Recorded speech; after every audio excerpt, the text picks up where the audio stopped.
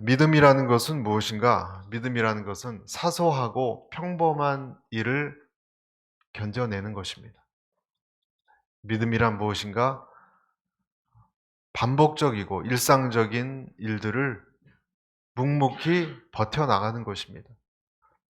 여러분, 식물이 자랄 때 보입니까? 전혀 안 보이지만 자라고 있잖아요. 한 1년쯤 지나고 나서 자란 걸 확인하잖아요. 그러니까 하루하루는 똑같아요. 힘들어요. 근데 그것이 믿음이라는 거예요. 초막절에 대해서 나오는데, 여러분, 초막절이라는 것은 광야 생활했던 것을 기념하는 날이에요. 그래서 이때 사람들은 굉장히 신났습니다. 유대인들은 너무너무 신나고 그 나뭇가지 같은 것을 엮은 집 같은데 들어가서 며칠 동안 있기도 했어요. 오늘의 교회 2천만 광장에서도 그런 데 가서 이렇게 한 아이들도 뛰놀고 체험하는 시간도 있었어요. 그만큼 낮에는 구름 기둥, 밤에는 불 기둥으로 인도하셨던 하나님을 경험하는 그런 시간이에요. 바위를 딱 쳤더니 물이 나왔지 않습니까? 그래서 물동이를 저 우물에서 퍼가지고 막 나르는 그런 행사도 했던 절기가 여러분 이 초막절입니다. 모든 사람들이 흥겨운 분위기인데 예수님만은 그러지 못했어요. 여러분 왜 그랬을까요? 예수님에게는 반대자들이 있었어요. 반대자들. 여러분 교회건 어디건 나를 반대하는 한 사람만 있어도 굉장히 힘들지 않습니까? 너무 힘들어요, 여러분. 심리적으로. 날 계속 쳐다보고 있는 것 같고. 그런데 예수님을 반대하는 사람들은 쫙 깔렸습니다. 단순한 반대가 아니라 잡아서 죽이려고 하는 사람들, 맘먹고 작정하고 그런 사람들을 주변에 두고 있었던 예수님은 왜 그랬을까요, 여러분? 여러 가지가 있겠지만 결정적으로는 안식일 날에 손 구부러진 사람을 고쳐줬다고 딱 이제 하나 잡은 거예요. 그러니까 딱 빌미를 잡고 그랬던 사건 이후에 그래서 이런 초막절에 예수님은 마음껏 기쁘게 다닐 수도 없었어요. 그랬더니 형제들이 있었거든요, 여러분. 예수님에게. 예수님의 형제들이 오늘 그런 얘기를 하는 것입니다. 여러분 3절을 보십시오. 예수의 동생들이 예수께 말했습니다. 이곳을 떠나 유대로 가십시오. 그래서 형님이 하는 일을 형님의 제자들도 보게 하십시오. 무슨 말을 하는 겁니까? 형님의 재능을 예루살렘 같은 대도시에 가서 형님의 그런 어떤 기적을 좀 보이라는 거예요. 기적을. 예, 오늘 이 일 후에는 사람들이 많이 떠나갔기 때문에 교인이 줄었어요, 여러분. 확실히. 제자들이 줄었어요. 그러니까 그 예수님의 형제들이 그러지 말고 큰 데 가서 좀 기적도 보이고 그러면 제자들도 확 많아지지 않겠, 구름대까지 몰려오지 않겠느냐. 그런 조언을 하는 것입니다. 부추기는 것입니다. 이 사람들이 누굽니까? 예수님과 같은 배에서 태어난 형제들이에요. 여러분. 어려서부터 예수님을 다 봤던 사람들이에요. 이 형제들이. 기적도 봤어요, 여러분. 기적도. 형제니까. 그런데 지금 이런 엉뚱한 얘기를 하는 것입니다. 여러분, 이 세상에는 신앙적인 축제나 그런 것을 많이 즐길 수 있고 또 옆에서 같이 자라난 오랜 사람일 수도 있지만 영적인 진리는 하나도 모를 수 있어요. 그런 불신자들처럼 될 수 있습니다. 5절에 돼 있지 않습니까? 5절 뭐라고 돼 있습니까? 예수의 동생들조차 예수를 믿지 않았기 때문에 이렇게 말한 것입니다. 같은 뱃속에서 이렇게 오랫동안 살아왔는데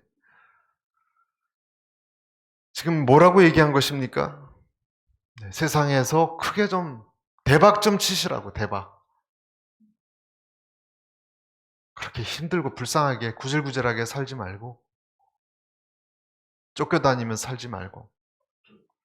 여러분 인기와 힘을 얻게 하는 이 세상 방식은요 설득력이 있습니다. 사실은 정확한 어떤 조언이에요. 성공하려면 큰 데 가서 뭐 사업을 하건 뭘 하건 해야 되지 않겠습니까? 최대의 도시, 영적인 도시, 특히 예루살렘에서 어떤 기적이 일어나고 특히 예수님의 메시지는 정말 놀라웠거든요. 그것을 전한다면 더 많은 사람들이 구원받지 않겠습니까? 그냥 설득력 있지 않습니까, 여러분? 설득력 없습니까? 설득력 있는 거예요, 여러분. 그렇지만 이런 제안은 불신의 마음에서 나오는 것입니다. 소경된 마음에서 나오는 것입니다. 왜냐하면 예수님은 형제들에게 어떤 사람인지 전혀 이해가 잘 되지 않는, 아직 예수님의 존재에 대해서 형제들 이해 못했기 때문에 그래요.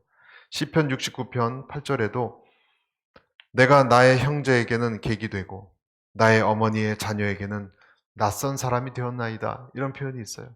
내 형제들에게도 손님처럼 여겨졌다. 예수님이 얼마나 참 불쌍한 인생을 살았는지 모르겠어요. 형제들도 그를 누군지 몰랐어요. 자, 이것을 이제 우리에게 한번 적용해 봅시다. 오늘날 하나님을 잘 모르는 사람들도 그렇게 우리에게, 교회에게, 크리스찬들에게 대뜸 요구하는 사람들이 많습니다. 당신이 믿는 하나님에게 좀 이 버젓한 백주에 밝은 날에 한번 기적을 일으켜보면 그럼 많이 전도되지 않겠냐고. 그렇지 않나요? 기적을 일으켜보면 당신의 병도 확 낫고 그러면 더 많은 사람들이 얼마나 신기하게 오겠느냐. 선교가 그렇게 힘들게 하지 말고 어렵게 하지 말고 얼마나 선교도 쉽겠느냐. 이런 이야기는요. 사실 가만히 생각해 보면 예수님이 한번 경험해 본 적이 있습니까? 없습니까? 공생에 시작하기 전에 사탄이 시험했던 거 아니에요? 이 돌덩어리를 떡으로 만들으려고 하지 않았습니까? 높은 데서 뛰어내리라 하지 않았습니까? 또 나라에게 복종하면 세상 모든 천하의 것을 너에게 주겠다 라고 마귀가 시험하지 않았습니까? 세상 방식을 택하면 만국의 영광을 너에게 주겠다 하지 않았습니까? 여러분 이렇게 질문을 할 때 선교도 쉽고 전도도 쉽고 사람들을 설득하기도 쉬운데 왜 안 하느냐? 여러분들의 답은 뭐예요? 여러분들이라면 그런 친구나 주변 사람에게 뭐라고 얘기하시겠어요? 전도가 쉬워진다는데 기적이 나타나고 하나님이 딱 등장을 정말 기가 막힌 일로 나타나고 그렇게 하시면 여러분 하나님이 능력이 없어서 그러신가요? 하나님이 관심이 없으신가요? 난 애타게 막 열심히 살아가는데 그 기적을 뿅 주시면 금방 해결될 거 아니겠습니까? 근데 하나님은 나한테 나까지 것 관심이 없어서 그러신가요? 능력이 없어서 그러신가요? 여러분 친구가 여러분의 안 믿는 남편이 질문하면 뭐라고 답하시겠습니까? 능력이 없는 것도 아니고 열정이 없는 것도 아니고 뭡니까? 그것은 하나님이 이런 세상 방식을 사용하지 않기로 하셨기 때문입니다. 세상 방식을 사용하지 않는 것일 뿐입니다. 여러분 크리스천들이 싸움을 못합니까? 여러분과 제가 밖에 나가서 누가 우리에게 시비를 붙이면 우리는 욕을 못합니까? 잘할 수 있잖아요. 그렇죠? 우리는 뭐 주먹으로 못 때립니까? 할 수 있어요. 그쪽이 욕하면 우리는 더 심한 욕도 할 수 있어요. 우리 야비한 그런 식으로 못합니까? 우리도 할 수 있어요. 뇌물을 주고 막 그렇게. 그런데 왜 안 합니까? 그렇게 안 갑니까? 그 길로? 그 길은 주님이 원하는 길이 아니기 때문에 안 하는 거잖아요. 그렇잖아요. 여러분도 성질 낼 수 있잖아요. 많이 내보셨잖아요. 혈기도 낼 수 있어요. 혈기도. 직장 다닐 때 저는 그러니까 많이 싸우고 그랬습니다. 여러분들도 사업할 때 많이 싸우기도 하고 한때 그러실 수 있지 않습니까? 그러나 우리는 극단주의자처럼 할 수 없습니다. 폭탄을 던지고 그런 종교도 있지 않습니까? 크리스천은 그럴 수 없습니다. 할 수 있어도. 왜냐하면 우리는 예수님의 길을 걷는 사람들이기 때문입니다. 같은 논리로 이렇게 말씀드립니다. 하나님께서 여러분에게 지금 큰 축복이나 기적을 베풀 수 없어서가 아니라 그 방법을 사용하기를 기뻐하지 않으십니다. 여러분들은 굉장히 서운하실 수 있겠지만 세례 요한을 보십시오. 사도 바울을 보십시오. 감옥에 갇혀 있지 않았습니까? 그 왜 못 풀어줬겠습니까? 주님이. 그 충성스러운 세례 요한, 신들매 풀기도 감당지 못할 자다라고 겸손한 그 세례 요한도 고난에서 구해줄 능력이 왜 없었겠습니까? 그러나 그렇게 하지 않았어요. 예수님 자신도 그렇게 하지 않았어요. 여러분, 마태복음 26장에 뭐라고 되어 있습니까? 한번 읽어볼까요? 마태복음 26장 시작. 내가 내 아버지께 구하여 지금 12영 더 되는 천사를 보내시게 할 수 없는 줄로 생각하느냐? 54절. 그러면 성경의 일이 어떻게 이루어지겠느냐? 예수님을 겟세마네 동산에 기도하고 있는데 잡으러 온 그 군대 앞에서 예수님이 얘기했던 거예요. 내가 이 사람들 12영 더 되는 큰 군대를 내릴 수 없다고 생각하느냐? 다 물리칠 수 있다. 힘으로. 그렇지만 그렇게 하면 하나님 말씀 순종하는 것이 아니게 되지 않느냐. 여러분, 내가 원하는 방식이 아니기 때문에 하나님이 일하지 않는다고 말씀하지 않기를 바랍니다. 하나님은 지금도 분명하게 일하고 계십니다. 하나님은요, 이스라엘을 강대국으로 만들 수도 있었어요. 그렇죠? 미국 같은 이스라엘을 조그만 나라를 강대국으로 만들면 주변의 나라 다 정복하고 로마처럼. 그러면 다 예수 믿게 할 수 있잖아요, 쉽게. 그렇지 않습니까? 이스라엘처럼 그 아시아, 아프리카, 유럽 중간에 탁 끼어 있는 작은 약소국 만들지 말고 강대국 만들어서 하나님 여호와의 영광을 전달하고 말이죠. 복의 근원이 될 수도 있잖아요. 하나님은 그를 약하게 만들었어요. 하나님은 저와 여러분을 약하게 하세요. 이스라엘이 죄를 지었을 때 하나님은 그들을 더 약하게 하셨어요. 그래서 강대국들이 다 그를 찢어가고 팔려가게 하셨어요. 엄청난 환란을 당하게 하셨어요. 그래도 뿔뿔이 흩어진 이스라엘을 하나님이 실패하셨습니까? 약해진 저와 여러분에게 하나님이 실패하셨습니까?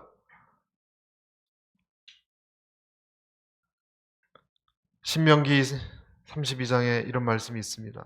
마치 독수리가 그 보금자리를 어지럽게 하며 그 새끼 위에 너풀거리며 그 날개를 펴서 새끼를 받으며 그 날개 위에 그것을 엎는 것 같이 여호와께서 홀로 그들을 인도하셨고 함께한 다른 신이 없었도다. 맹금류입니다, 여러분. 독수리는 맹금류예요. 독수리가 새끼를 훈련할 때 너풀거리면서 날개를 펴서 보금자리를 편하게 두지 않아요. 보금자리를 편하게 두지 않아요. 막 휘저어버려요. 때론 떨어뜨려요. 떨어져서 죽는 새도 있더라고요, 여러분. 근데 독수리는 떨어지는 것을 또 등에다가 태우고 왜 그렇게 힘든 일을, 가혹한 일을 자식에게 시키는지 모르겠습니다. 하나님에게는 거룩한 방법이 있어요. 그러나 오늘 예수의 형제들처럼 그들은 이해하지 못했습니다. 여러분, 현실을 보면 이런 방법은 갈등이에요. 여러분, 예수님이 내 살을 먹고 내 피를 마신 이런 어려운 말을 했기 때문에 많이 떠나간 것 아닙니까? 그렇죠? 어려운 말을 했기 때문에 인기가 없기 때문에 예수님으로부터 많은 사람들이 떠나갔어요. 그리고 예수님은 산으로 올라갔어요. 여러분, 꼭 인기가 있다고 좋은 것은 아니에요. 여러분이 인기 있는 사람이 아니라고 너무 염려하지 마세요. 그게 그렇게 중요한 게 아니에요. 지금 예수님은 몸을 낮추고 숨어서 지내야 할 때예요. 몸을 낮추고 숨어서 지내야 할 때예요. 저희들도 마찬가지예요. 어쩌면 저와 여러분들도 지금 몸을 낮추고 숨어서 일어나야 할 때 어떤 기적도 없고 어떤 기적도 없습니다. 지금 어떤 군사도 없고 돕는 사람도 없고 축제도 없고 그냥 인내하고 믿음으로 버텨야 될 때가 있어요. 예수님이 좀 그렇게 하듯이 많은 크리스천들에게 그럴 때가 있어요. 근데 사실은요, 더 진실은 무엇입니까? 그럴 때가 더 많아요. 훨씬. 여러분 인생에 기적이 몇 번 일어났습니까? 대부분은요, 90% 이상은 기적이 없어요, 여러분. 크리스찬의 삶에 기적이 그렇게 없어요. 그냥 밋밋해요. 힘들어요. 이해도 잘 받지 못해요. 요셉을 보십시오. 평생 그런 시절 보냈습니다. 요셉은 어려서부터 형제들에게 관계가 힘들었어요. 그리고 좋은 일 하려다가 아빠 얘기 듣고 좋은 일 하려다가 죽을 고기를 넘기고 또 새로운 것에서 열심히 했는데 오해까지 받았어요. 강간범이라고. 그런 데가 어디 있습니까, 여러분? 그렇게 열심히고 최선을 다하고 그렇게 이익을 많이 낸 그런 직원에게 그런 걸 뒤집어 씌워서 언제 죽을지 모르는 감옥에 보냈어요. 감옥에서도 어땠습니까? 최선을 다했어요, 여러분. 요셉은. 여러분 흠도 없고 최선 다한 사람이에요. 그렇게 친하게 지냈던 두 사람이 나가서 깜깜무소식으로 잊어버렸어요. 억울하기 이를 데 없는 사람이에요. 우리가 요셉 그러면 총리 대신이 된 것만 봐서 그렇지. 요셉의 대부분의 인생은 외로웠어요. 그리고 힘들었어요. 혼자였어요. 다윗도 그랬습니다. 다윗도 10년을 쫓겨다녔지 않습니까? 미친 왕으로부터. 무슨 죄가 있습니까, 여러분? 다윗이 목숨 걸고 골리앗 쓰러뜨린 거 외에. 근데 억울해요, 여러분.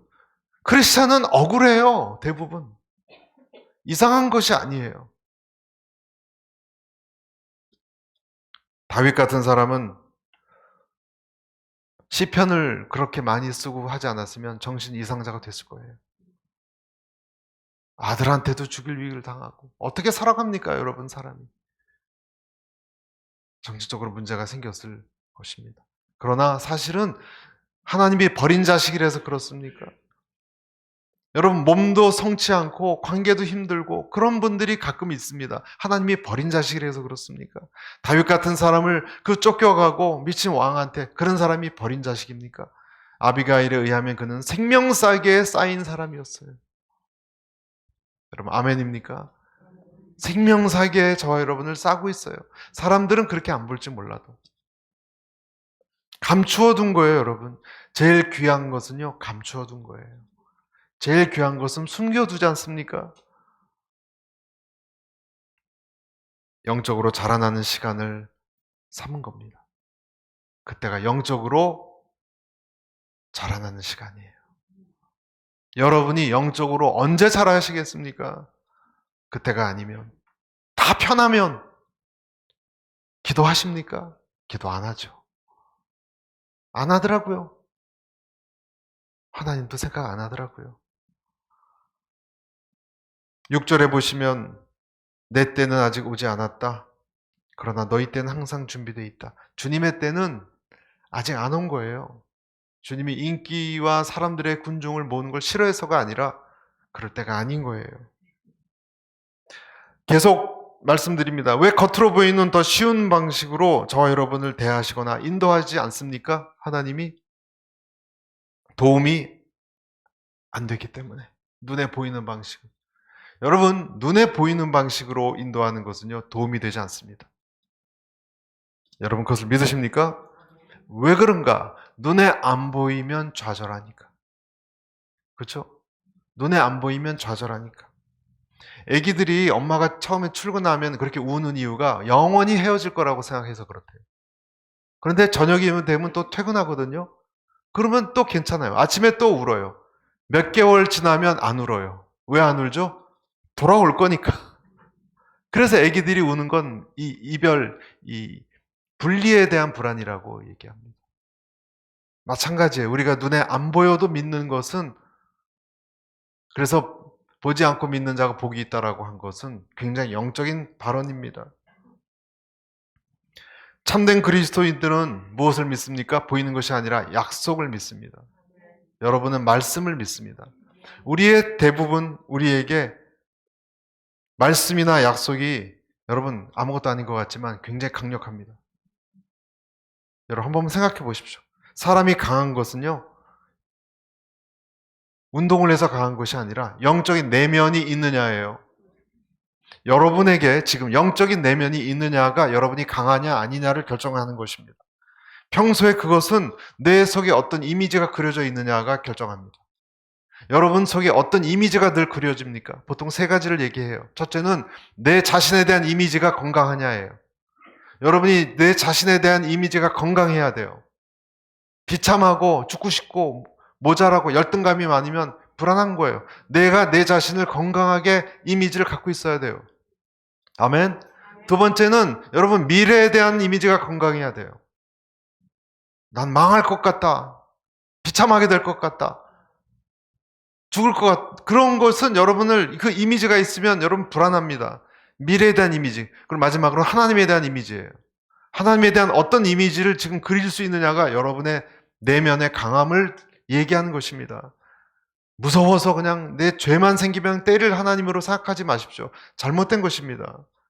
여러분 안에 하나님의 사랑과 능력이 보여질 수 있는 이미지가 있기를 축복합니다. 그런 것이 있으면요, 콘크리트처럼 강해요. 비가 오고 바람이 불어와도 그 건물 콘크리트가 비가 오고 바람 불면 쓰러집니까? 그럴 일이 없습니다. 여러분 안에 있는 내면이 강하냐? 그것은 약속의 말씀으로만 세워지는 거예요. 그 사람은 하나님에게 붙들린 사람이에요. 그 사람은 세상에 감당할 수 없어요. 어떤 일이 일어나도 그 사람은 꿋꿋합니다. 감옥에 넣어도 안 되고 그가 재산을 잃어버려도 상관없습니다. 꿋꿋합니다. 시편 46편 10절에 너희는 가만히 있어 내가 하나님 됨을 알지어다. 여러분 그 하나님을 바라보는 훈련을 하셔야 됩니다. 왜 하나님이 우리 삶의 겉으로 보여주는 기적 방법으로 인도하지 않는가? 또 때가 무르익지 않아서예요. 때가 무르익지 않는다라고 성경이 얘기할 땐 두 가지예요. 하나는 환경이 준비가 안 된 거예요. 가나안 땅 족속이 아직 악함이 준비 안 된 것처럼 환경이 준비가 안 되거나 여러분 자신이 내 자신이 준비가 안 된 거예요. 때가 이르지 않은 거는 때가 무르익었을 때 예수님은 십자가에 처형당하십니다. 근데 그 전까지 예수님은 더 많은 사람들에게 이 복음을 퍼져나가게 하셔야 했어요. 그래서 때가 아직 이르지 않았다 라고 얘기하신 거예요. 여러분, 저와 여러분에게 우리에게 어떤 일이 잘 진행이 안 되고 막히는 것처럼 여겨지는 것은 왜 그런가 하면요, 여러분의 때가 이르지 않았기 때문인 것을 기억하십시오. 여러분이 준비가 안 됐기 때문에 열매가 안 맺히는 거예요.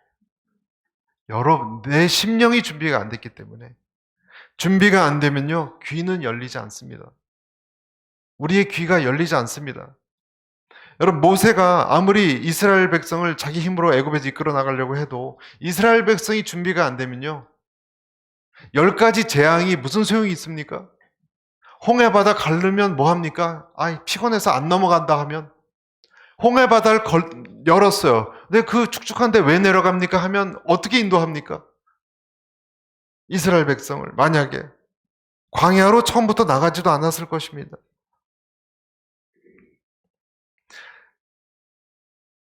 여러분이 준비가 안 됐기 때문에 그런 시간은 오래 갔던 것이고 끝나지 않은 거예요, 괴로움이. 내가 아직 준비가 안 됐기 때문에. 준비가 되는 시간은 내가 깊어지는 시간이고 내 겸손해지는 시간이에요. 내 귀가 열리는 시간이에요. 이 세상 사람들은 내 모습이 초췌해지고 병들고 돈도 없어지고 귀가 약해지고 패배한 것 같고 고통스럽고 그래서 나를 딱하게 볼지 몰라요. 세상 사람들, 친구들은. 그러나 그 시기는요, 여러분은 정금처럼 아름다워진 시간인 것을 기억하세요. 그렇지 않아요. 겉으로 보기에는 후패해도 영적으로는 여러분이 살아나는 시간이에요. 하나님에게 귀를 기울이는 사람만이 소망이 있습니다. 여러분, 회개로 눈물이어 나서 눈이 깨끗이 씻어진 사람이 똑바로 볼 수 있습니다. 그 전까진 봐도 못 봅니다. 들어도 듣지 못합니다. 왜 여러분 사람들이 예수님께 구름대처럼 예수님이 오셨을 때 2000년 전에 구름대처럼 그 유대 땅에 사람들이 몰려왔을까? 한번 생각해 보세요. 예수님의 메시지를 들으려 왜 그렇게 구름대처럼 왔을까? 그들이 삶이 너무 힘든 거예요, 여러분. 나라는 망했죠. 먹고 살기 힘들죠. 몸은 아프죠. 힘든 거예요. 그러니까 겸손해진 거예요. 그 완악했던 이스라엘 백성들이. 그러니까 예수님이 하시는 말씀이 귀에 그냥 쏙쏙 들어온 거예요, 여러분. 천국의 비유를 얘기할 때 쏙쏙 들어오는 거예요. 아멘? 귀 있는 자는 들을지어다. 그런 귀 있는 자 외에 나머지는 다 사라졌어요, 여러분. 기독교라고 다 오는 사람들이 다 듣는 거 아니에요. 설교 말씀 다 듣는 거 아니에요. 100% 듣지 않습니다. 많은 경우 흘려보냅니다. 누구 귀에 쏙쏙 들어옵니까? 마음이 준비된 사람에겐 열매 맺을 준비가 됐기 때문에 들어오는 거예요. 그리고 역사가 일어나는 거예요. 많은 사람들은 떠나갔어요. 그러나 귀가 있는 사람들은 들었어요. 야곱처럼 다리를 절면서 쩔뚝거리면서 오더라도 그들은 주님께 다가와요. 여러분, 즐긴 사람이 있고 덜 즐긴 사람이 있어요. 그러나 하나님이 부르는 사람들은요, 결국은 옵니다. 그러면 우리의 질문은 이것이에요. 언제가 준비된 때입니까? 언제 준비된 때입니까? 7절에 그 암시가 나와 있습니다. 7절 같이 읽어보겠습니다. 7절 시작. 세상이 너희를 미워하지 못하고 나를 미워하는 것은 내가 세상이 하는 일들을 악하다고 증거하기 때문이다. 자, 연관시켜서 생각해 봅니다. 준비된 때라는 것은 어떤 때입니까? 예수님이 지금 어떤 일을 하기 전에 먼저 일어나야 하는 것이 일어나야 되는 때예요. 그것은 예수님이 뭔가를 얘기하고 다니셨어요. 뭡니까? 복을 주시고 구원하시기 전에 세상이 악하다고 얘기한 거예요. 예수님이 하신 말씀. 예수님이 그들의 죄를 드러낸 거예요. 드러내고 악하다. 겉으로 보이는 멀쩡했거든요. 바리새인도 다 훌륭하고. 근데 악하다 그러셨어요. 인간이 숨긴 것, 들춰낸 것. 너무너무 화가 나가지고 들춰내니까 나중에 예수님 잡고 죽이지 않았습니까? 이것 때문에. 여러분, 우리는 예수님께서 우리 인생에 늘 놀랍게 성령으로 역사하기를 늘 바라요. 그렇지 않습니까? 하나님이 내 삶에 인도하시고 역사하고 그리고 어떤 일을 일으키시기를 바라요. 늘 바라요. 그런데 예수님이 하시는 일 중에, 성령님이 하시는 일 중에 핵심 중에 하나는 내 죄를 들춰내는 거예요. 내 죄를 들춰내는 거예요. 여러분, 내 죄가 드러나는 것은 유쾌한 것이 아닙니다. 힘든 것입니다. 여러분은 그 징그럽고 자존심 상하는 그 힘든 과정, 그 과정이 지나가야 되는 것입니다. 그 과정이 지나가야 되는 것이. 그렇지 않으면 그 다음엔 진행이 안 됩니다.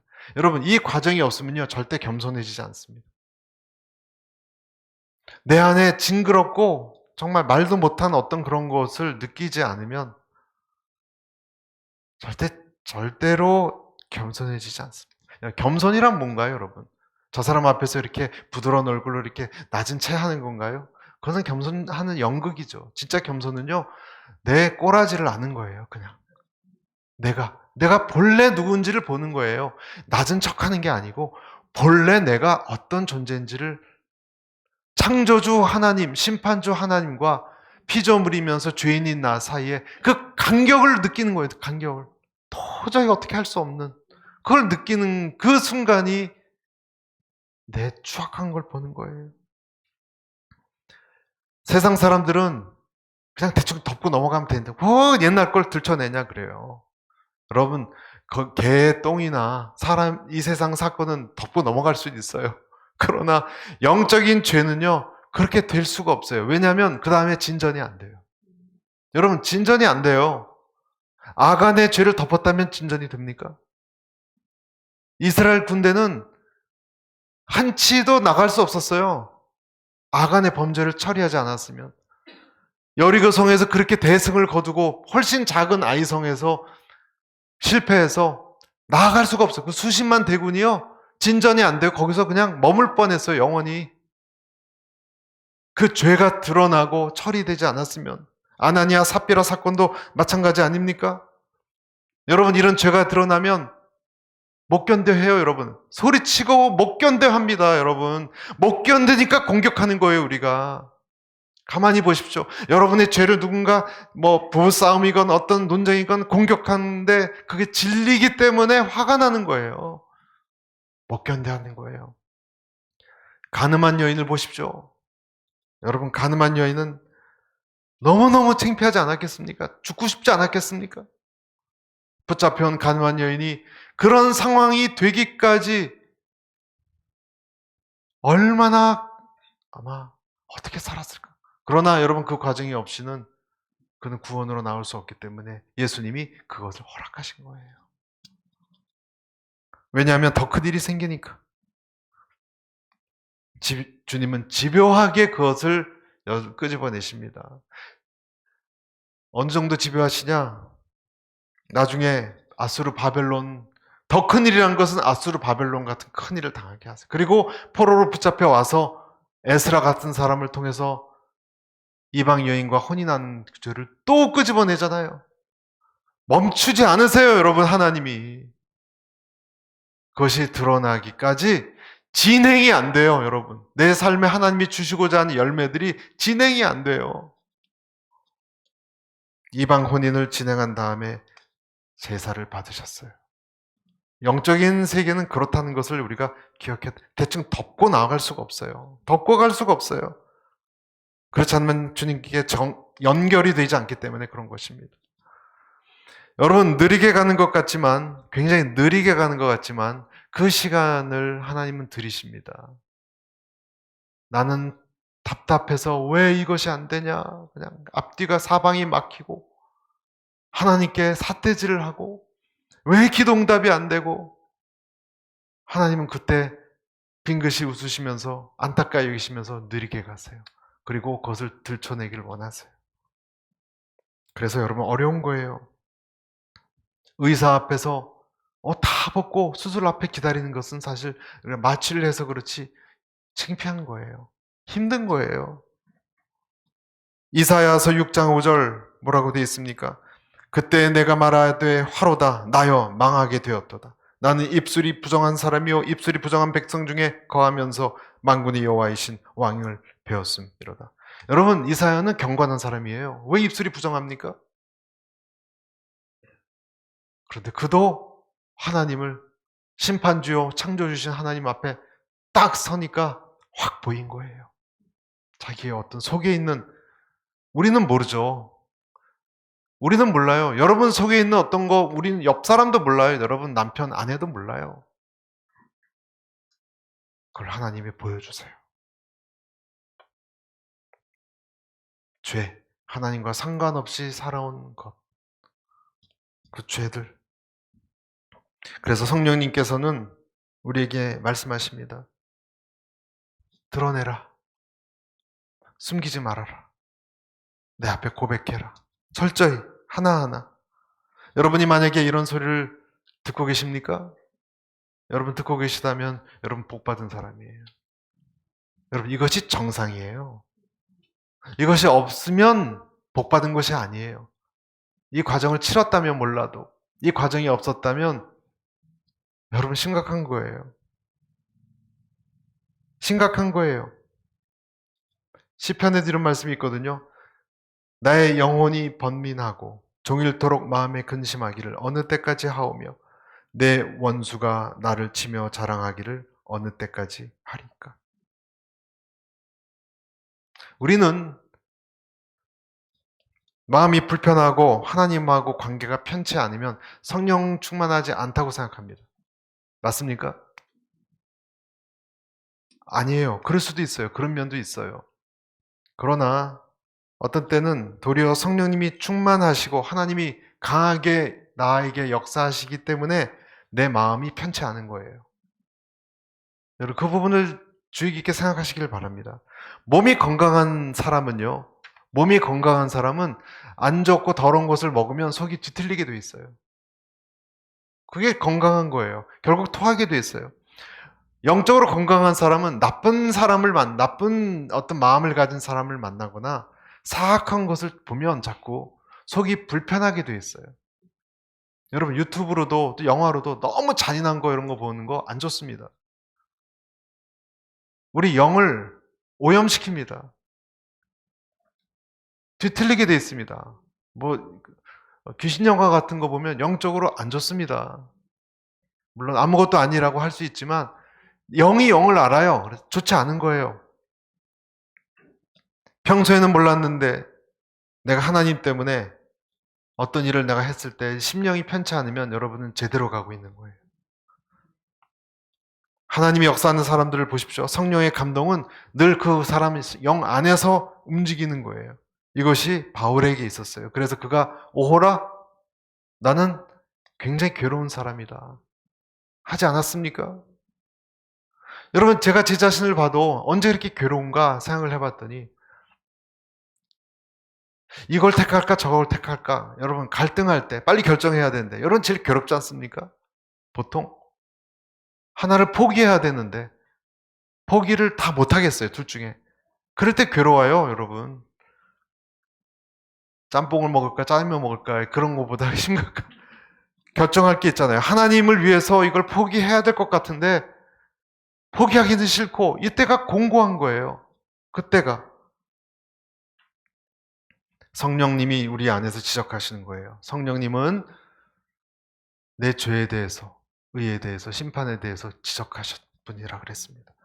그러니까 그것이 정상인 것입니다. 하나님께로서 난 자마다 죄를 짓지 아니하나니 이는 하나님의 씨가 그의 속에 거함이요 요한일서 3장 9절에 나와 있습니다. 하나님의 씨가 우리 안에 거하면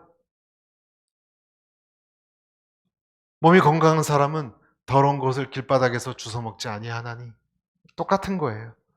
먹으면 불편한 거예요. 그래서 그 다음에 안 먹게 됩니다. 이런 말씀을 했던 많은 하나님의 선지자들은 힘들어했습니다. 구약 때부터 직언하는 사람들을 선지자들 구덩이에 던지고 생명까지 빼앗고 그랬습니다. 그러나 예수님이 오셔서 우리 안에 그런 이야기를 드러내고 계속 말씀하고 계시다면 험한 일이지만 예수님이 그 일을 행하시다면 여러분 주변에서 여러분에게 그런 올바른 얘기를 하는 사람이 있다면 듣는 귀가 있을 줄로 믿습니다. 그리고 그것을 드러내야 한다고 성경은 이야기합니다. 드러내십시오. 여러분 주님께 고백하십시오. 넘어가지 마십시오. 양복 입고 점잖게 웃으면서 말씀드릴 때 회개하십시오. 더 큰 일이 오기 전에 하나님은 아십니다. 그냥 넘어가지 않습니다. 그래서 그것 때문에 진행이 안 된 것입니다. 여러분의 일이 진행이 안 됩니다. 안 됩니다, 진행이. 아간 때문에 진행을 못 합니다, 군대가.